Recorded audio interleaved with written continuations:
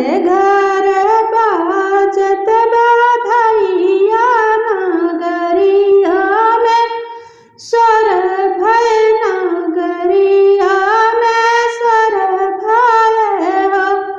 घर घर बाजत बधैया नगरिया में स्वर भय नगरिया में स्वर भय हो। ललना अवधपुरी सुख धाम राम जन्म लिहले राम जन्म लिहले हो।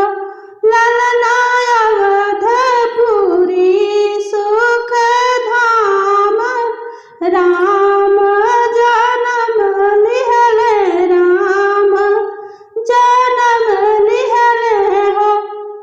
चौथे पाना पाउले कुमार नृपति मान हर्षित नृपति मान हर्षित हो। ललना लागे निद्रा पे लुटावै सुमंगल गावै सुमंगल गावै हो। चौथे पान पाउले कुमार नृपति मान हर्षित नृपति मान हर्षित हो।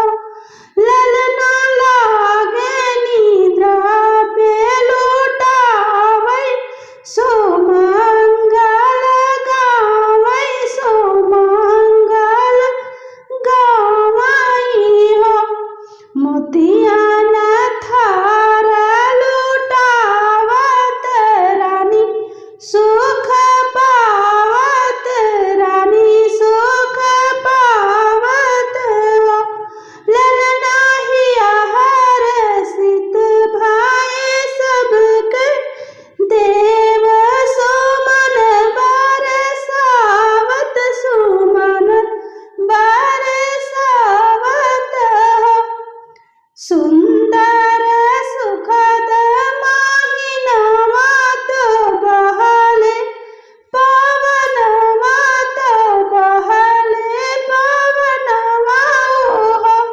ललना नवमी तिथि मधुमास जन्म कर तर लिहले जन्म कर तर लिहले हो। जन्मे